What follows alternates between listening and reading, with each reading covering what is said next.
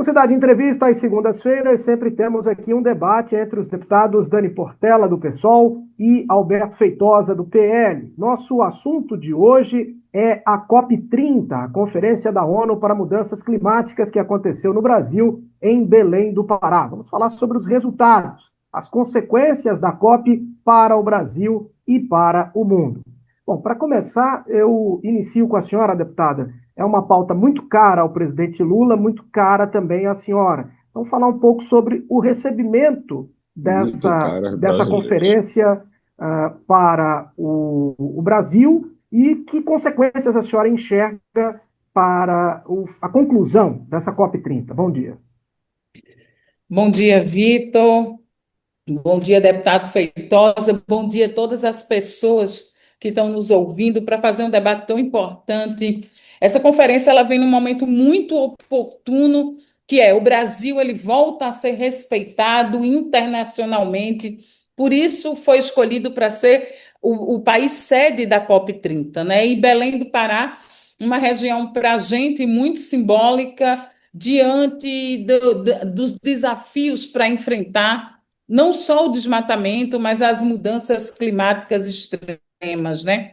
Falar em justiça climática é também falar em financiamento. Foi debatido de onde vêm as fontes, como vai ser investido, para a gente pensar em outros formatos de redução dos efeitos do estufa, dos gases estufa, também redução das mudanças climáticas profundas que têm causado os desastres ambientais, como financiar essas ações a curto, médio e longo prazo, sobre energias renováveis e tantas outras coisas, né?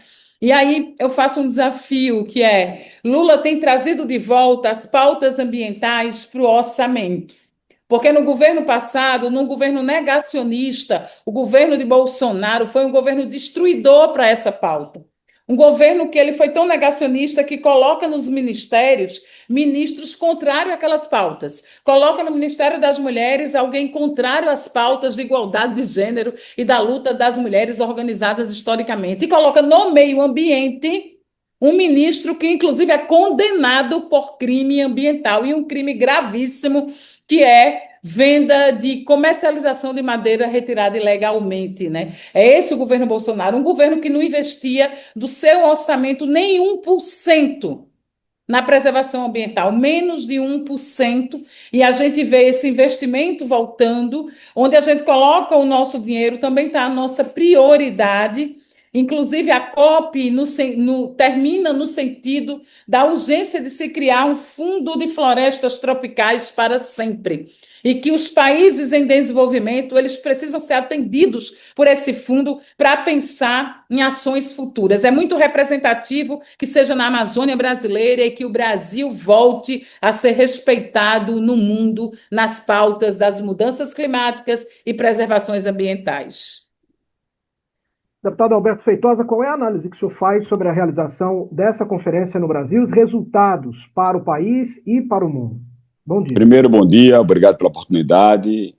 Digo que eu concordo, Dani, que essa pauta é muito cara para os brasileiros, mas não é muito cara apenas do ponto de vista do meio ambiente, ficou muito caro do ponto de vista dos custos.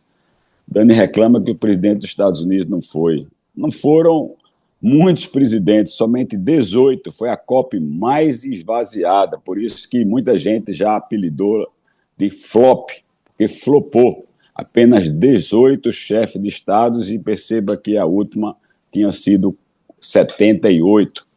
Dizer que a ONU, diante do caos que foi a organização do evento, que faltaram comida quando era ofertada era muito caro. A própria Janja desdenhou e desrespeitou a imprensa, como teve um dia que a imprensa teve que comer coxinha e sorvete, e ela passava pelos jornalistas perguntando: já comeram coxinha hoje? Foi muito caro porque também teve muita propaganda e foi uma vergonha internacional. Foi a FLOP, que prometeu entregar sustentabilidade e entregou o caos, ao ponto de um representante da Alemanha, ao voltar para o seu país, dizer que tinha medo de se contaminar diante da má oferta dos alimentos, medo de ser roubado, e ofereceu para que alguém quisesse ficar da sua comitiva e ninguém quis ficar. Então, de vez de entregar sustentabilidade, Dani, entregou o caos. Dizer que Lula desdenhou e passeou de barco, gastando quase 4 mil litros de diesel queimando em plena Amazônia, e a sua Janja, que disse que as pessoas falam idiomas e não idiomas, e que era atora e não atriz, ela também dançando, e quando no Rio de Janeiro se contava os mortos. Por fim, dizer que o esvaziamento não só foi de gente lá de fora, foi de gente também aqui do Brasil. Apenas alguns governadores do Nordeste, todos, logicamente, do PT, compareceram. Então, é desse jeito que foi a COP. Tratou a Amazônia como cenário e não território. A Amazônia, que hoje é 67% do seu território dominado pelo crime organizado no tráfico de ouro, madeira e droga e animais. Dizer que muito pouco se avançou nas discussões, pois a própria ONU já lavou as mãos, dizendo que a organização e o resultado da FOP depende apenas e unicamente do Brasil, onde ela não assume a participação em nada. E um painel interativo, pois o painel, o espaço que era no dia da consciência negra pega fogo, e aí eu acho que foi a parte mais interessante dos organizadores. Eles puderam, então, mostrar como a Amazônia é queimada pelo governo do amor, pelo governo do presidente Lula, em plena organização, um estande pegando fogo e as pessoas correndo com medo de sofrer mais uma da desorganização da COP.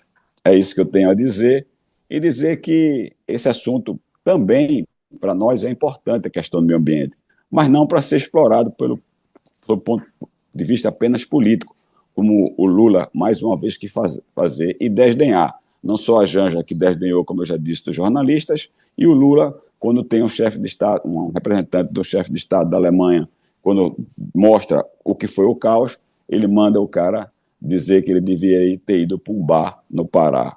Esse é o resultado, vai ficar para o mundo o que foi o resultado da COP organizada pelo Brasil.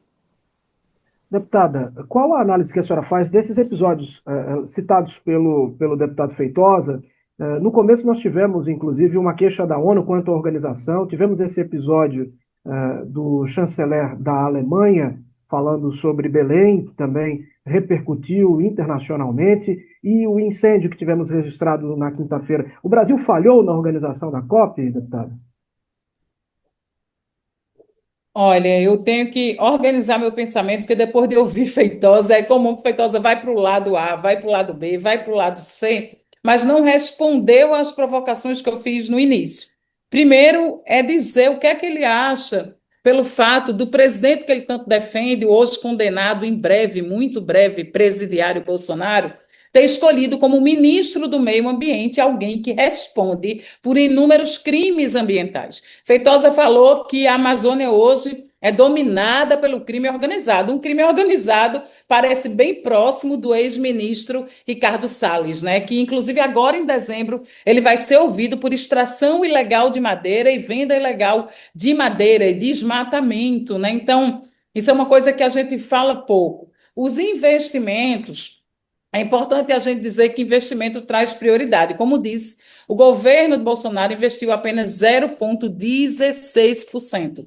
Isso mostra que nunca houve prioridade no que é tão importante não só para o Brasil, mas para o mundo. É inegável que eu não pude estar na COP, infelizmente, mas foram algumas pessoas do nosso gabinete que são ambientalistas e que trabalham com a pauta racismo ambiental e justiça climática. E os relatos é que realmente é um evento muito grande.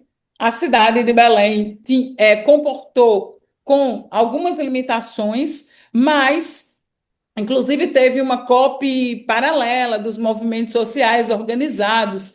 E, apesar de alguns problemas, a COP fluiu, tá? A questão do incêndio, pelo que eu acompanhei só pela mídia, não conheço ninguém que estava lá, foi rapidamente debelado. Isso não teve nenhuma vítima, ninguém machucado, nem aquilo se expandiu muito. E é meio a gente apostar para dar errado, apostar para essa narrativa, inclusive meio xenofóbica, né? Você vem para um lugar que é quente, num país tropical, numa época. E aí é para mostrar mesmo essas amplas desigualdades que existem no Brasil. O Brasil é um país que a gente tem que falar no plural, existem vários Brasis, vários territórios. A gente está falando da região norte.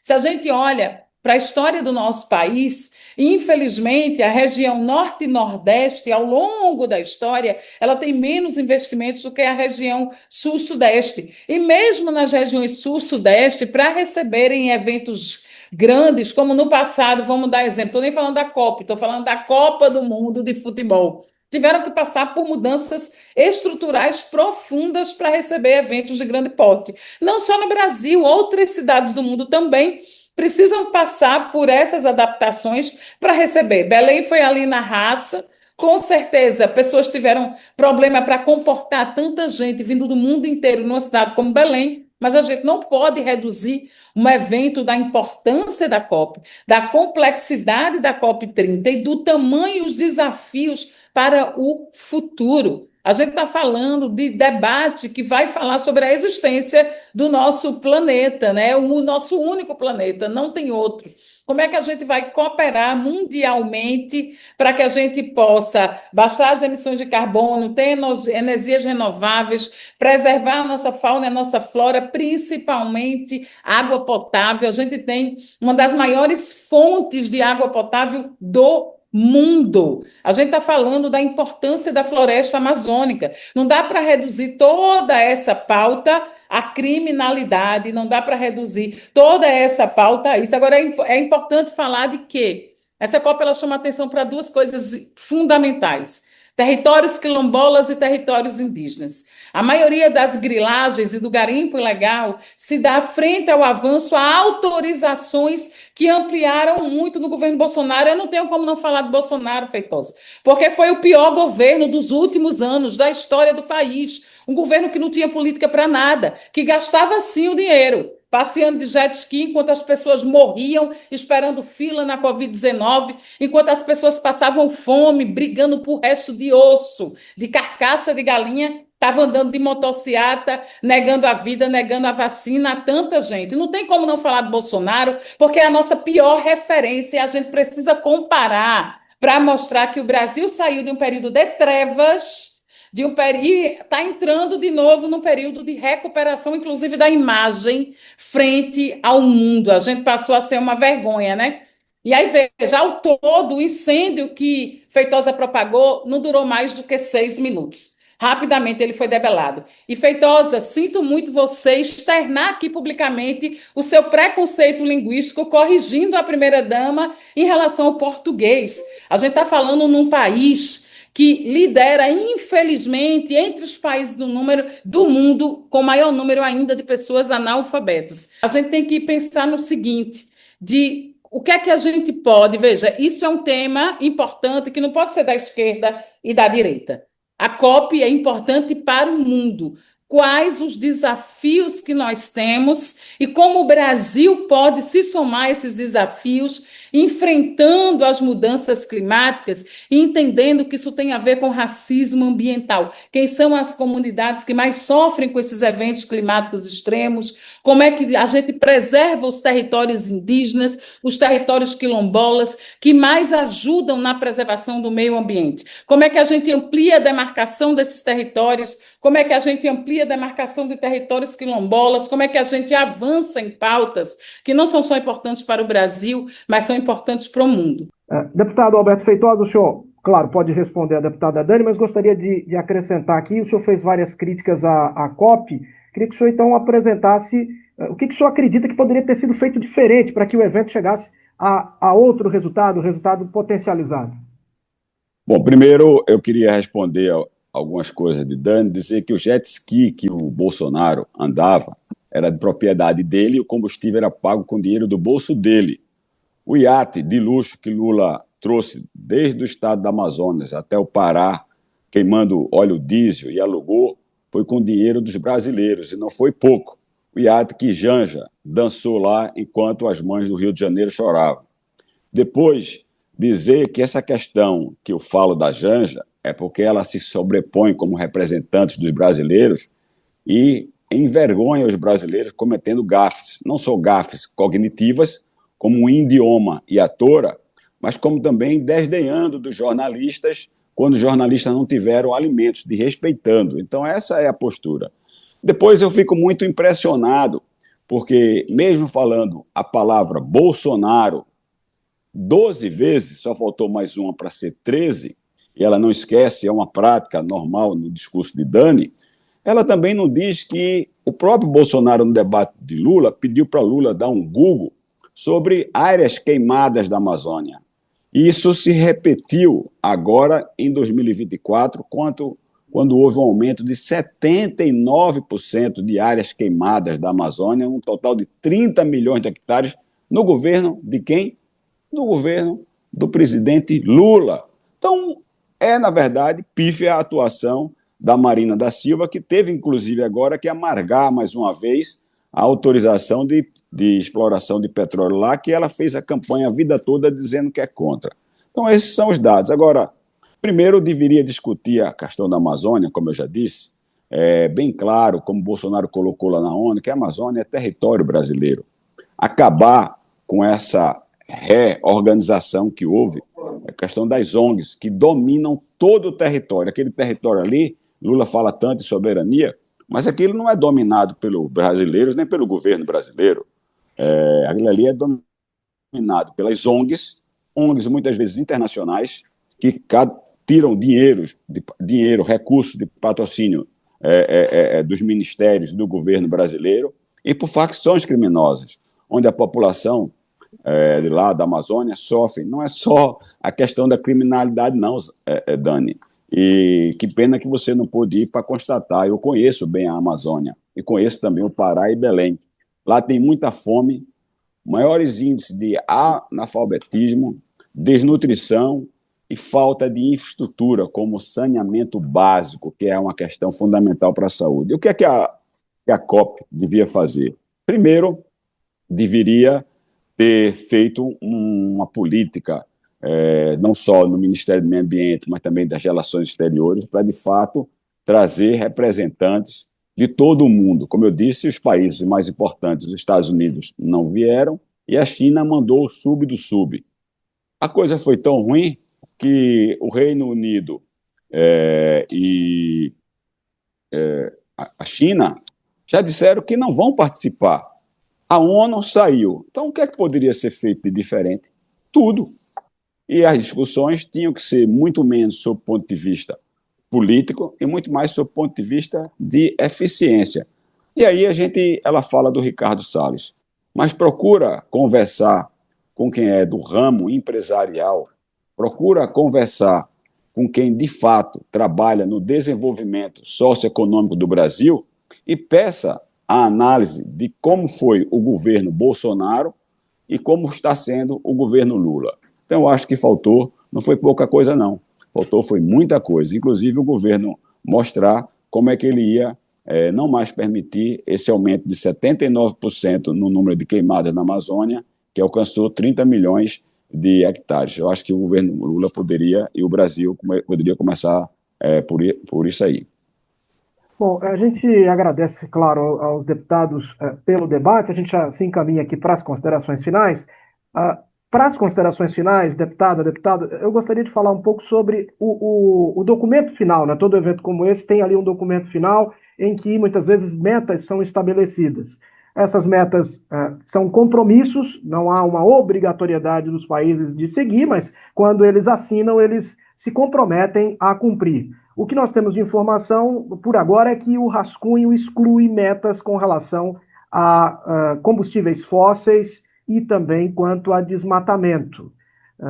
Deputada, o que a gente pode esperar de resultado final? Vamos ter, depois dessa COP, uma mudança efetiva na visão dessa pauta? Algo efetivamente vai ser alterado? ou os países ainda não estão prontos, maduros o suficiente para ter ali estabelecida uma pauta com metas específicas para a questão climática? E aí é bom a gente tentar entender que, primeiro, os temas mais debatidos foram a redução da emissão de gases do efeito estufa, aparecem como os temas centrais debatidos na COP, a adaptação dos povos às mudanças climáticas, o financiamento climático, acho que esse é o grande ponto que precisa avançar. Um fundo internacional permanente para sempre para os países em desenvolvimento. Então, vem muito investimento para o Brasil e para outros países. Também em questão de tecnologia, tecnologias mais desenvolvidas para energias renováveis e soluções de baixo carbono, preservação da floresta amazônica e da biodiversidade, como também o coração do planeta e justiça climática e os impactos dessas mudanças na vida, principalmente das populações mais pobres.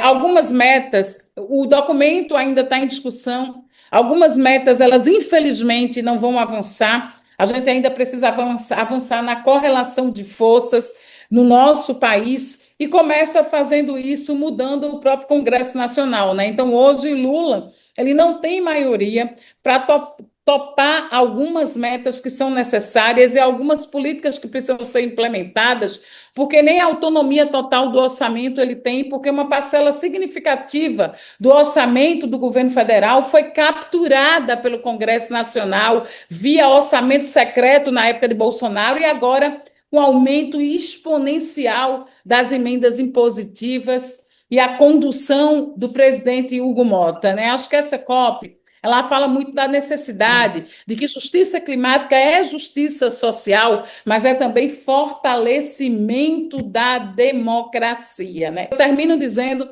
que quando Feitosa disse que enquanto Janja dançava, as mães do Rio de Janeiro choravam, mas são essas mães que choravam que ele defendeu a morte desses filhos dessas mães que choravam. Inclusive disse que eles eram bandidos e aquilo foi uma operação de sucesso. Obrigada. Deputado, o senhor fez críticas ao evento. O senhor acredita que a pauta ambiental vai avançar, que teremos ganhos a partir da COP30 para o Brasil, para o mundo, ou os países ainda não estão maduros para tratar de metas específicas nessa área? Esse é um assunto muito sério que precisa sim avançar. E qualquer avanço que possa ocorrer não foi por conta da Flop 30. A Flop 30 foi uma coisa que aconteceu de ruim com relação ao meio ambiente por todos esses episódios que nós falamos, mas também pelos resultados. Depois, um evento que foi esvaziado, onde não tratou daquele ponto central, que inclusive eu coloquei aqui terminando, do aumento exponencial do número de áreas, de hectares queimadas em 2024, aumentando 80%, comparando inclusive o governo anterior, os anos anteriores do governo Bolsonaro. Esse não entrou na pauta final, como também não entrou a questão do combustível fósseis.